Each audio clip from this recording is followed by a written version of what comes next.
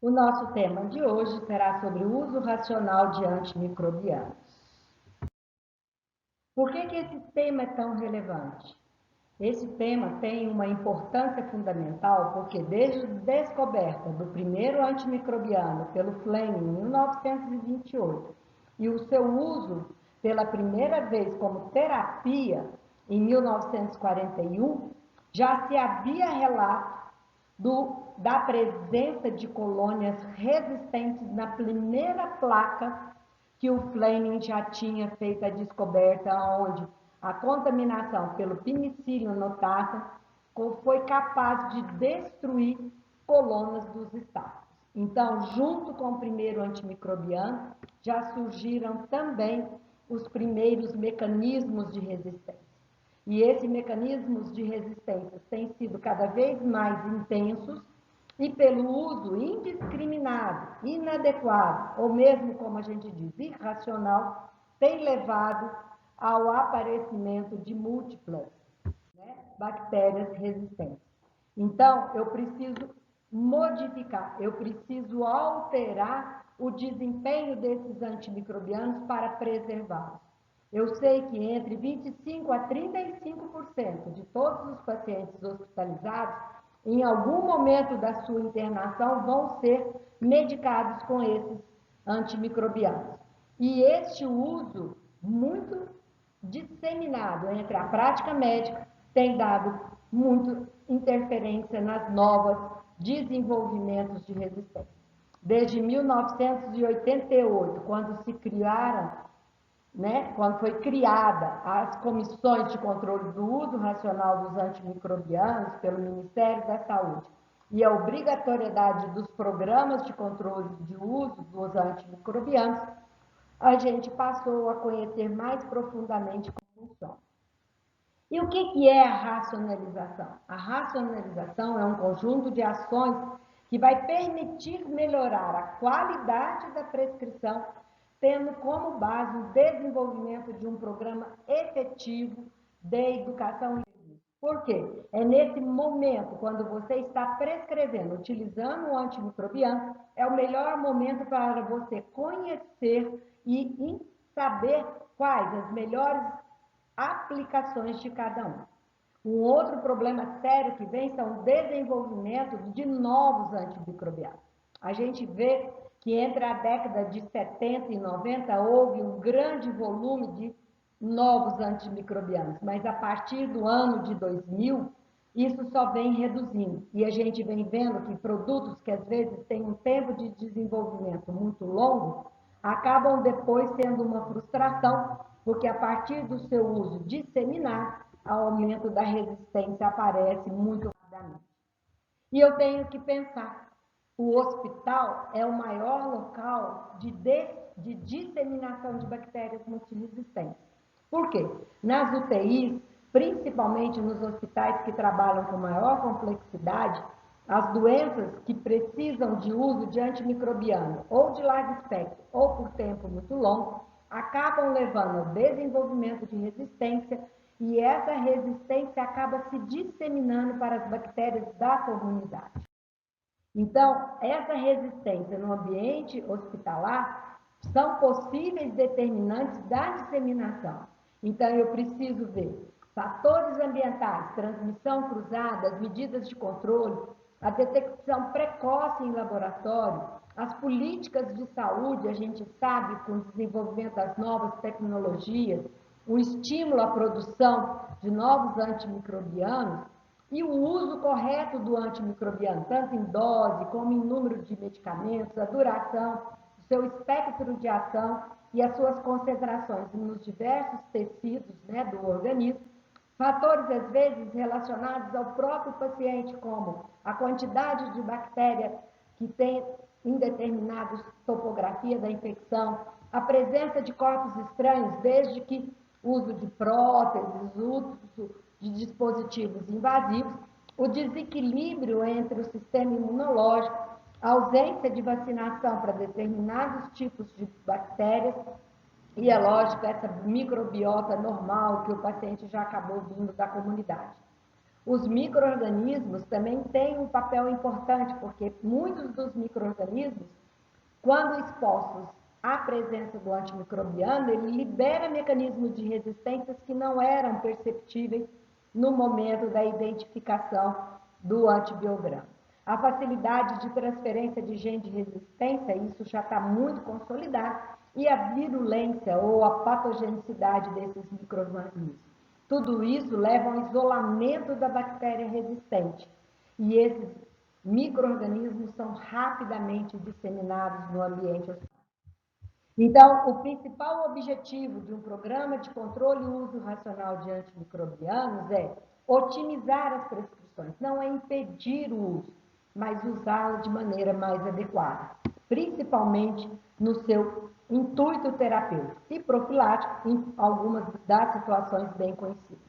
Eu preciso também minimizar os efeitos colaterais, diminuir a seleção de micro-organismos patogênicos e tentar usar um esquema que me permite, né, evitar a emergência da resistência microbiana, e isso eu tenho maior segurança, porque eu tenho garantia que aquele esquema vai ser efetivo até o final da terapia. E reduzir os custos diretos. Eu sei que uma bactéria multiresistente vai prolongar tempo de internação, vai piorar a condição clínica e, o que é pior ainda, pode disseminar para todo o ambiente e, é lógico, com isso, eu preciso isolar esse paciente, eu vou diminuir a disponibilidade de leitos e aumentar os custos, né, hospitalares. O gerenciamento, né, do uso, eu tenho que garantir que o efeito farmacoterapêutico seja atingido na sua plenitude, reduzir a ocorrência de eventos adversos, né, tanto do ponto de vista de toxicidade, como do ponto de vista de imunogenicidade, de alergias, e garantir que a via que eu escolhi seja a mais efetiva. Prevenir a seleção e a disseminação e diminuir principalmente os custos quando a gente tem um país ainda em desenvolvimento. Os usos dos antimicrobianos hoje correspondem como um dos maiores gastos de todas as farmácias hospitalares. Se eu imaginar que mais de 50% de algumas das farmácias hospitalares estão sendo comprometidos com o uso de antimicrobianos, eu já imagino o custo que o final vai ter. Alguns hospitais americanos, eles aumentam, né, esse consumo para até o uso dos antimicrobianos, além de ser em larga escala, em alguns serviços até 70% do uso estava de maneira inadequada, tanto do ponto de vista pela escolha do antimicrobiano, pela dose, pela via e pelo tempo. E esse uso abusivo é inadequado, por quê? Porque ele pode levar. E cada instituição, então, deve ter o seu programa adequado para o seu perfil de usuários e também dos seus médicos, né, os prescritores naquela unidade. Quais são os principais fatores de risco para o desenvolvimento de bactérias resistentes? Então, o uso indiscriminado de antimicrobianos, o longo período de hospitalização e o tratamento prévio, pacientes que às vezes vêm de outras instituições de menor complexidade ou de unidades de longa permanência, onde o uso desses antimicrobianos acabam ocorrendo de maneira muito, né, frequente, levam principalmente a risco de já chegarem com bactérias multiresistentes. E em vários estudos, vocês estão vendo desde a década de 90, mostra que principalmente em hospitais de ensino, pelas próprias características, acaba também havendo um uso muito prolongado de antimicrobianos. E a gente tem visto, né? Então, desde aquela primeira colônia de bactérias, aonde o Fleming conseguiu mostrar que um fungo conseguia matá-lo, eu já tinha mecanismos de resistência, eu venho vendo ao longo do tempo essa resistência se espalhando por diversos micro-organismos. A classe dos estafilococos resistente à penicilina, com o desenvolvimento, então, das medicamentos que poderiam atuar sobre, né, os antipenicilinados. Em 1960 a 1980 foi a emergência dos estáfilos aureus resistentes à oxacilina e dos bacilos gram-negativos resistentes aos aminos glicosídeos. E um presente hoje, que já está também chegando no futuro, persiste, né, a presença dos estáfilos aureus resistentes à oxacilina, né? A gente vê esse N que é de meticilina, que é americano, mas no Brasil é a ox. A presença dos bacilos gram-negativos multiresistentes, principalmente as Klebsiellas, Pseudomonas, os Acinetobacter, a presença do enterococo resistente à vancomicina e que vem se disseminando e sendo uma causa de grande perda de utilização de leitos hospitalares, e já tem relatos, né, do estáfilo aureus já com resistência intermediária à vancomicina ou aos glicopeptídeos, e o futuro já é uma resistência total à vancomicina e glicopeptídeos.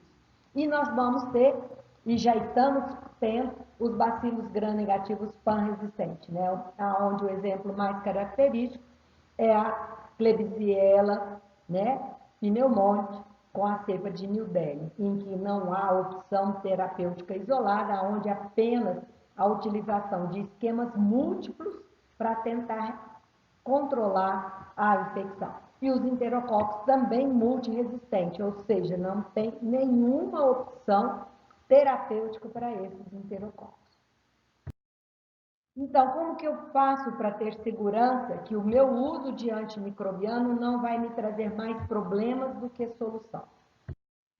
Então, este programa que a gente chama, e vocês vão ver muito aí, que é de stewardship, que significa nada mais do que eu estou fazendo um treinamento, orientações durante a prescrição. Então, não tem uma tradução literária, né, da palavra em inglês, mas na realidade é o treinamento, a educação, as orientações durante o uso. E para minimizar esse risco, eu tenho que ter um programa de gerenciamento e incentivar o desenvolvimento. Os Estados Unidos, na época do Obama, foi o país que mais ofereceu, né? Seriam grandes, como é que seriam? Seria o que mais ofereceu isenções, estímulos, incentivos para o desenvolvimento de novos antimicrobianos, e mesmo assim a gente viu que poucos antimicrobianos surgiram daquela época para cá. Então eu preciso ter uma base racional para o uso do antimicrobiano. Eu preciso fazer algumas perguntas, avaliar algumas questões antes de prescrever. Eu tenho que ter segurança que aquele medicamento que eu estou passando para o meu paciente, ou que eu instituí como profilaxia, realmente ele vai funcionar. E que meu paciente vai tolerar o uso, ou ainda que ele não vai ter efeitos colaterais, porque não adianta eu entrar com um antimicrobiano em que ele vai fazer mais mal do que bem para o meu paciente. Ele tem que ter uma baixa toxicidade e ele tem que ter uma baixa pressão também sobre a microbiota endógena, né? A gente viu muito isso com os estudos relacionados ao Clostridium difficile, que é uma bactéria que foi altamente comprometida com um perfil de resistência muito grande pelo uso indiscriminado de antimicrobianos. E é lógico, num país nosso, onde que há carência de recursos para a saúde pública, o menor custo é sempre um fator impactante. E aqui, olha, são algumas perguntas que vocês vão ter, já tiveram, né, nas aulas de farmacologia, tanto na microbiologia, em que eu preciso conhecer algumas respostas para saber de biofarmacologia, eu preciso ver biodisponibilidade, eu preciso ver farmacocinética, eu preciso conhecer farmacodinâmica, eu preciso saber o tempo que eu consigo manter esse antibiótico em ação acima, né, da sua área, né, que a gente chama acima da área da curva, onde que ele mostra a concentração inibitória mínima para realmente levar a maior destruição. Alguns antimicrobianos são tempo dependentes, ou seja, eles precisam atuar por um tempo longo acima. E outros, eu preciso saber, por exemplo, ele tem proteína, meu paciente está totalmente esfoliado, eu vou ter proteína para carregar esse antimicrobiano? O meu antimicrobiano atinge a concentração necessária em determinado sítio para poder realmente utilizar? Então, todas essas perguntas têm que ser feitas, porque se eu não conheço essa dinâmica entre pK e PD, provavelmente eu não vou ter garantia que meu antimicrobiano vai ter uma ação bactericida ou mesmo bacteriostática. E essas perguntas, às vezes, têm que ser feitas. Esse aqui é um documento, né, que a Santa Casa de Maceió ele apresenta, que é muito tranquilo. 4 momentos antes de você iniciar a prescrição, que você deveria responder. O paciente tem uma infecção que precisa de antimicrobiano ou não? É uma infecção viral que antimicrobiano não vai mudar? Ou é uma situação apenas de inflamação e não de infecção? Agora, depois de alguns dias que você fez uso do antimicrobiano, você já tem acesso aos resultados, você já sabe a resposta, eu posso descalonar, eu posso reduzir a dose, ou eu posso mudar de uma via de endovenoso para oral, eu posso saber quanto tempo, né? Então, essa reflexão é diária, ela precisa ser feita frequentemente e não apenas, eu vou passar por 10 dias, daqui 10 dias eu volto e vejo o que aconteceu. Se eu solicitei as culturas e elas me mostraram qual a melhor antibiótico terapia a ser utilizada, isso muitas das vezes eu não tenho tempo. Então eu preciso conhecer a microbiota de determinadas instituições e dentro de cada instituição, cada setor também tem uma microbiota específica para tentar empiricamente utilizar o melhor esquema para aquele paciente até que eu tenha os resultados das culturas. E qual que é a duração? Vocês vão ver muito essa pergunta. É 7 dias, é 14, é 10, é 21, é 28. Para cada situação, há um tempo e uma forma de avaliar a eficácia. Então, para uma infecção urinária baixa, geralmente 5 dias são suficientes. Infecções nas válvulas cardíacas, na endocardite, são 28. Uma osteomielite pode ser necessária até 60 dias. Então, todas essas perguntas têm que ser respondidas, porque senão você vai estar comprometendo o tratamento do seu paciente. E essas são as 10 perguntas em que eu tenho que avaliar antes de prescrever. Só no final que eu posso escolher. Eu tenho o diagnóstico do estado infeccioso, aquela febre, aquelas alterações clínicas e laboratoriais são decorrentes de um processo infeccioso? Se sim, vamos para frente. Qual é o provável diagnóstico? Qual é a topografia dessa infecção? Qual que é a sensibilidade do micro-organismo que pode estar envolvido nesse tipo de infecção? Meu paciente tem poder bactericida do soro? Ele está imunocompetente? Isso é só uma intercorrência? Ou ele está tão gravemente enfermo que eu não vou poder contar com nada além do uso do antimicrobiano? Isso a gente vê muito no neutropênico febril. Ele não tem anticorpos, ele não tem leucócitos, então eu não posso contar com nada além. Na farmacocinética, então eu preciso saber, meu antimicrobiano atinge concentração naquele lugar, qual é o tempo, qual é o intervalo, qual que é a melhor dinâmica de distribuição. A dose que eu vou utilizar para sistema nervoso central, eu tenho doses diferenciadas. No osso, no olho, que é uma região muito delicada para ter concentrações adequadas de antimicrobiano. A duração, né? Alguns serviços têm tempo determinado, mas hoje o que melhor se tem utilizado são 72 horas de resolução do quadro. O paciente afebril com melhora, geralmente é o tempo ideal para a suspensão do medicamento. A associação. Eu sei que para algumas infecções é obrigatória a associação, como nas endocardites, nas infecções por bactérias multiresistentes, nas infecções polimicrobianas, por exemplo, como na síndrome de Fournier. As associações são fundamentais. Por quê? Porque as infecções, muitas das vezes, são ocasionadas por germes diferentes. Eu tenho algumas situações do próprio paciente que modifica a resposta, ele é diabético, ele tem insuficiência renal, ele tem insuficiência hepática, ele faz uso de corticoide, tudo isso modifica. E é lógico, é a conduta. Eu preciso definir qual é a melhor via para eu dar para o meu paciente, qual é o antimicrobiano que ele precisa naquele momento, o que eu vou trazer de menos dano quando eu puder escolher entre os antimicrobianos. E só para vocês terem uma ideia, um único antimicrobiano, ele pode levar a um desastre em relação à resistência. Por exemplo, quando surgiram as cefalosporinas de terceira geração, entre elas a mais famosa, ceftriaxona, todo mundo usou. Por quê? Comodidade posológica, amplo espectro de ação, né? Pouquíssimos efeitos colaterais, mas seu uso excessivo levou a 2 problemas sérios. Primeiro, a resistência em relação desenvolvidas pelas Klebsiellas, pelas Escherichias, todas produtoras de beta-lactamase de espectro estendido e comprometeu todas as classes de cefalosporinas. Aí eu precisei usar carbapenêmicos. Quando eu uso carbapenêmicos, eu começo a levar a produção de carbapenemases, que são as KPCs, que são as pseudomonas, os acinetos. E aí, além disso, quando eu faço essa varredura da microbiota, o que aparece? Os fungos, que hoje é a 4ª causa de infecção hospitalar, né, pelo uso indiscriminado de antimicrobianos.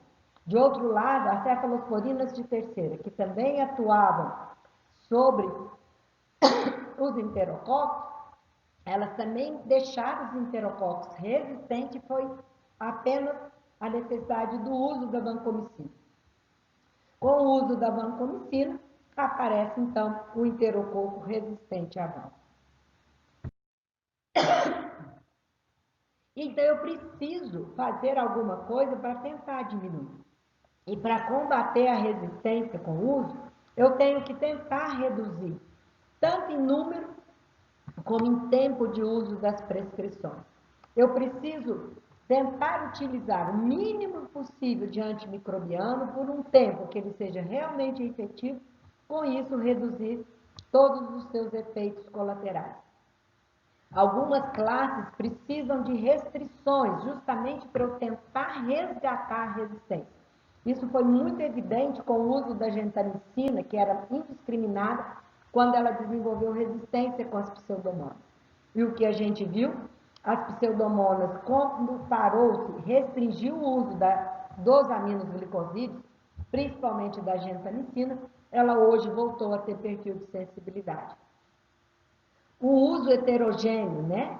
A gente tentar evitar usar sempre a mesma classe, sempre o mesmo antimicrobiano, quando a gente viu, como eu mostrei no exemplo atrás, com a ceftriaxona.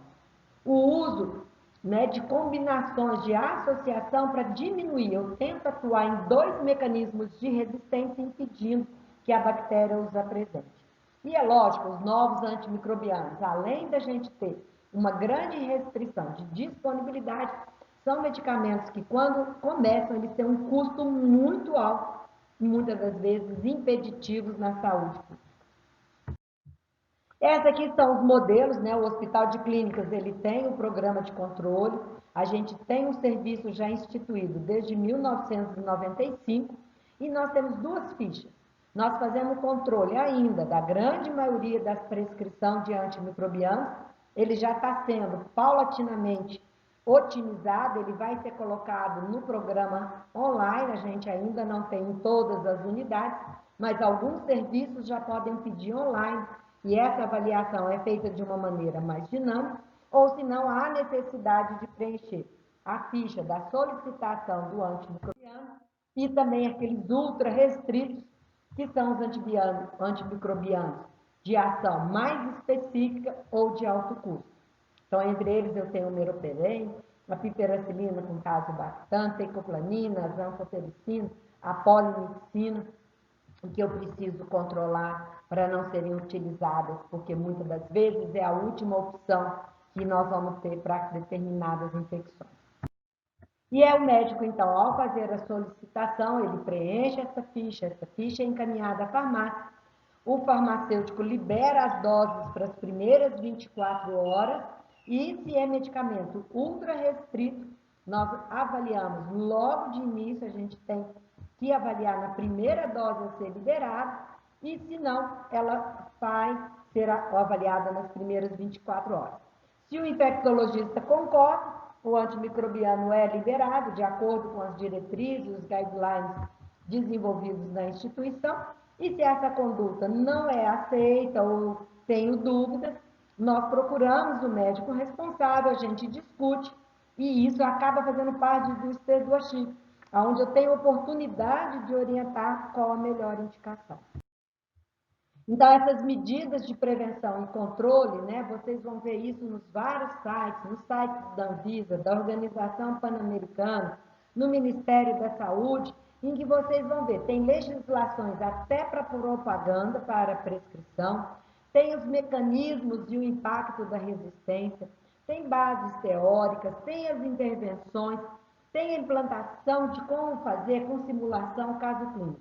É muito interessante, se vocês conseguirem acessar este programa, às vezes não está muito atualizado, mas as bases, né, teóricas, as bases bem racionais, elas não mudam tanto ao longo da vida.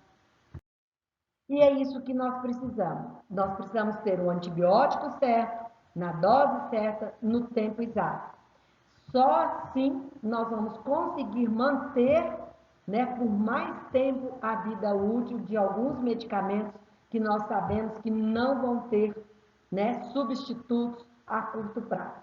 Então, leem bastante, vão tentando entender, independente da especialidade que vocês vão ter, vocês vão usar antimicrobiano em algum momento da vida profissional. Então, tenham certeza do que o que vocês estão prescrevendo é o melhor para o paciente. Obrigada.